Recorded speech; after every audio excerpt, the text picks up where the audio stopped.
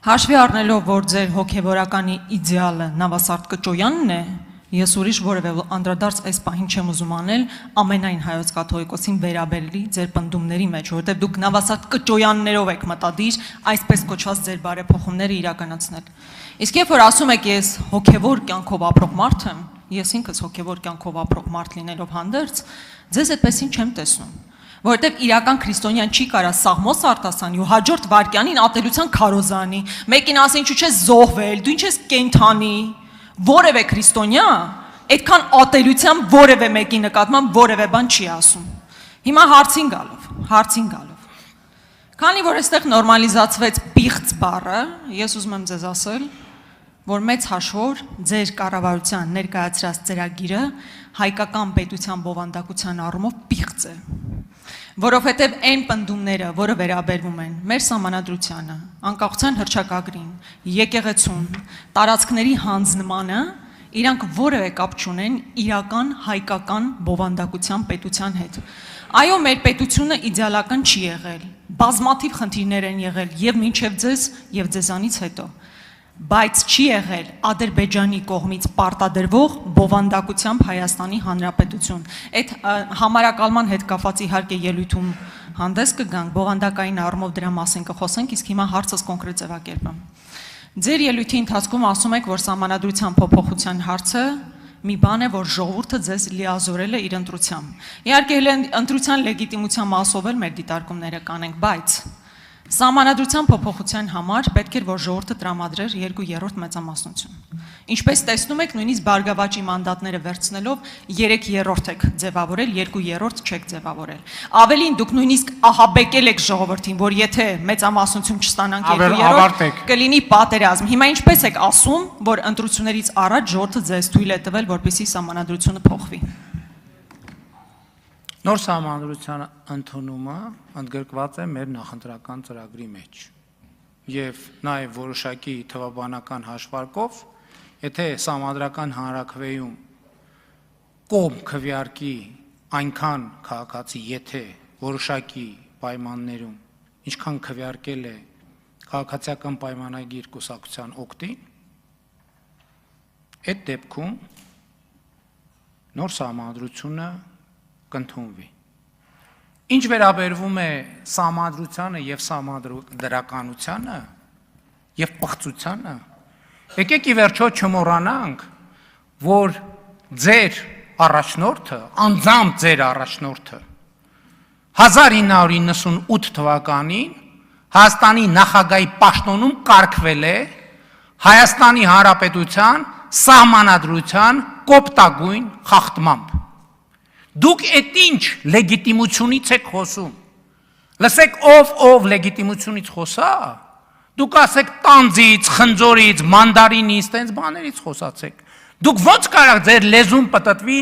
այն քաղաքական ուժը, որի կառավարման օրոք մի հատ ընտրություն չի եղել չկեղծված, տոտալ կեղծիքների միջոցով, բռնությունների եւ սպանությունների միջոցով Հայաստանում 2-3 անգամ իշխանությունը զավթած քաղաքական ուժը եկել աստեղ խոսում է լեգիտիմության մասին, դուք ինչ կապ ունեք ընդհանրապես լեգիտիմության մեջ։ Այն որ ձեր շարքում միլիոնատեր են նստած, դա դուք ինչ լեգիտիմության մասին եք խոսում։ Եվ այո, այսօրվա Հայաստանի Հանրապետության իշխանությունը լեգիտիմության խնդրեմ ունի այնքան ժամանակ, քանի դեռ Քոչարյանի կլանը չի ունեզրկվել բարից մինչև վերջին կոպեկները դուք էլ իրանց հետ միասին։ Եվ այո, իմ մանդատն է եւ իմ պարտավորությունն է, որ Քոչարյանասերժական կլանը պետքա ունեզրկվի օր առաջ, րոպե առաջ։ Եվ ես Հայաստանի Հանրապետության ժողովրդի անունից դա պահանջում եմ Հայաստանի Հանրապետության դատա իրավական համակարգից։ Եկել եք հիմա էլ Բարգավաճ Հայաստանի բանն եք լացում, դարդն եք լացում։ Մեկը լինի ձեր դարդը լացի, դուք ինչ եք եկել Բարգավաճ Հայաստանի դարդը լացում։ Հենա նախորդ հարց տվող պատգամավորը բա ինչ ունի, ինչ գործ ունի այդտեղ նստած։ Եթե Բարգավաճ Հայաստանի դարդն եք լացում, հրաժարվեք ձեր վերջին մանդատից, ասեք մենք չենք ուզում, վերջին թե 2 թե մի, չգիտեմ, քանի հատ։ Արձագանք։ Ձեր մեջի կրկոտ հռետորին մի հատ կողք դրեք, բան եմ ասում։ Կարելի է իհարկե տասնյակ տարիներ բողոքել նախկին իշխանության արած չարածից։ Հիմա այսինքն դուք խնդիր ունեք երկրորդ նախագահի, երրորդ նախագահի օրոք ձևավորված իրականության հետ կամ սահմանադրության հետ, բայց խնդիր չունեք Ալիևյան սահմանադրության հետ։ Այսինքն ոչինչ, որ 18 թվականից առաջ եւ հետո ասում եք Սերժ Սարգսյանի հակով կարված սահմանադրությունը լավը չէ, պետք է փոխենք, այնքան եք տեղավորվել, հիմա էլ բավարար չի ձեզ այդ սահմանադրությունը, որոշել եք Ալիևյան սահմանադրությունը ձեզ վրա հագցնել, ոչինչ չէ, որ եթե ձերը լիներ։ Մի ամբողջ ժողովրդի ստորացնում եք, ստիպելով, որ ընդունի այդ իրականությունը, բայց այդ լիրիկական կողմը մի կողմ դրած պետք է ասեմ հետևյալը։ Դուք գնացել եք ժողովրդի մոտ, ահաբեկել եք, նոր ինչ որ ահաբեկումներից եք խոսում, ահաբեկել եք, բառացի ասել եք, եթե մենք չստանանք սահմանադրական մեծամասնություն լինելու է պատերազմ։ Դուք ահաբեկել եք մարդկանց, ես տեսել եմ մարդիկ ոնց էին վախեցած ձեր այդ հայտարարությունից, ժողովուրդը ձեզ չի տվել այդ մեծամասնությունը, հետևաբար դուք Ալիևյան սահմանադրության փոփոխության լիազորություն չեք ստացել։ Երբ որ ես իմ կրկոտ հռետորին դնեմ մի կողմ, ձեզ էլ պետք է դնենք մի կողմ, որովհետև դուք այդ կրկոտ հռետորի հետևից եք եկել մտել քաղաքականություն, մտել եք, գնացել եք, դարել եք քոչարանասերժական կլանի շարքային ներկայացուցիչ։ Այս առաջինը, երկրորդը Սերժ Սարգսյանի հակով կարած սահմանադրությունը փոխելը միշտ էլ եղել է մեր պլաններով։ Հիմա դուք ձեր